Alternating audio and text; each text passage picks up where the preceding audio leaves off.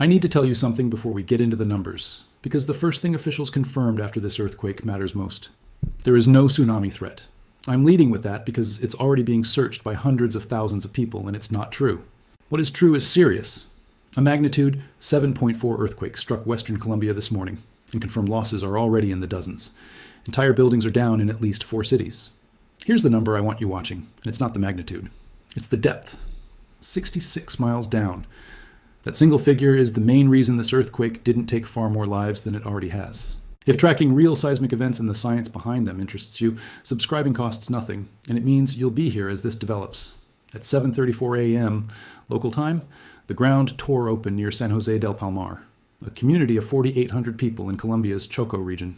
The USGS measured it at magnitude 7.4, at a depth of about 107 kilometers, roughly 66 miles down. The shaking reached far beyond that epicenter. In Pereira, Mayor Mauricio Salazar confirmed at least 18 people did not survive, with many more still trapped under collapsed buildings. In Manizales, a tower on the city's neo-Gothic cathedral collapsed directly onto the nave. Mayor Jorge Eduardo Rojas confirmed 2 losses there. In Cali, officials have confirmed 27 additional losses. Mayor Alejandro Eder said residents remain trapped in at least 19 separate collapsed buildings. You're looking at least 47 confirmed losses as of this morning, a number very likely to rise as search teams keep working. Colombia's Interior Minister said more than 20 municipalities have been affected. That's a nationwide emergency response unfolding across the West. In Cundinamarca, 2 buildings sustained damage, including a school in Nilo. Damage was also confirmed in Armenia, devastated in 1999. Matacaña International Airport in Pereira had its terminal building partially collapse. This structural failure is expected to disrupt regional air travel. Governor Nubia Carolina Cordoba Curry warned that aftershocks were already being detected, urging residents to remain cautious as assessments continue. Bogotá, despite the shaking, came through largely unscathed. Mayor Carlos Galan reported no major damage in the capital. Drop a comment and tell me where you're watching from. I'd like to know if you or anyone you know felt this one directly. Let's get into the science now, because I promised you a number and it's time to explain why it matters as much as it does. This earthquake struck at a depth of roughly 66 miles, 107 kilometers. That's genuinely deep for an earthquake this powerful. And depth changes everything about how destructive a given magnitude actually turns out to be. Here's the mechanism, as simply as I can put it. When an earthquake ruptures close to the surface, all of that energy has almost nowhere to go except straight up, into whatever's built directly above it. When a rupture happens deep underground, that same energy has to travel through dozens of miles of solid rock before it ever reaches the surface. And rock absorbs and disperses seismic energy as it travels. By the time deep shaking like this reaches ground level, it's spread out and softened, compared to a shallow quake of the same raw magnitude. That doesn't mean this earthquake was gentle. Clearly it wasn't. But it's a meaningful part of why we're not looking at total devastation across every single city that felt it. A magnitude 7.4 at 10 kilometers deep, directly beneath a major city, would very likely have produced a dramatically higher toll than this. Let's talk about what's actually happening underground here, because this isn't a random, unconnected event. Seismologists have attributed this earthquake to strike-slip faulting, horizontal movement along a fault line, consistent with the oblique convergence happening, as the Nazca Plate grinds beneath the South American plate along Colombia's Pacific coast. That's the same fundamental tectonic engine driving earthquake activity. Here's the detail that should genuinely stop you. On June 24th of this year, twin earthquakes measuring 7.2 and 7.5 struck Venezuela. By early August, the confirmed toll from those 2 events had climbed past 6,000, with more than 1,400 aftershocks recorded. Rescue teams were still actively working in Venezuela when this Colombia earthquake struck this morning. These are not the same earthquake. And Venezuela's earthquakes did not cause this one. They're separate ruptures, on separate fault segments weeks apart. What connects them is geology. Both sit along the same broad tectonic boundary where the Nazca Plate is diving beneath South America, a boundary that has produced major earthquakes. That same subduction system produced the 1906 Colombia-Ecuador earthquake, estimated at magnitude 8.8, one of the largest earthquakes ever recorded. Farther south, along essentially the same plate boundary, it produced the 2010 Chile earthquake, also magnitude 8.8. This is not a quiet part of the planet. Let's bring this closer to home for Colombia specifically, because this region has genuinely been here before, more than once. In January of 1999, a magnitude 6.2 earthquake struck near Armenia, in Colombia's Coffee region, far shallower than this morning's event. Despite being a smaller magnitude, that 1999 earthquake claimed 1,185 lives and devastated much of the region. Back in February of 1995, a magnitude 6.4 earthquake struck the Chaco region itself, the same area at the center of this morning's earthquake. Here's what that history actually tells us. This morning's earthquake carries a larger magnitude, at a much greater depth than either of those historical events.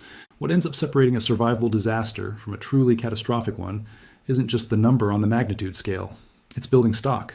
Inaccessibility is a genuine problem here. San José del Palmar sits in mountainous terrain that could complicate rescue operations. It's rural, mountainous, and in some areas, hard to physically get equipment and personnel into quickly. Colombia's relationship with building codes has a history. In 1983, a magnitude 5.6 earthquake struck Popayan. That disaster led Colombia to introduce its first earthquake-resistant building code the following year. Then in 1999, the Armenia earthquake forced an urgent overhaul, the NSR 98 code, which became the foundation of the NSR 10 standard used today. Modern buildings constructed to that current standard are engineered to survive an earthquake like this one without collapsing, even if they take damage. Older buildings, especially unreinforced masonry structures built before those codes existed, remain the most vulnerable category, like Manizales' historic cathedral. It's worth understanding just how deep that 1999 disaster's economic scars actually ran, because it puts today's recovery challenge in real perspective. That earthquake left over 550,000 people homeless, an economic cost estimated at 2.2% of Colombia's entire GDP.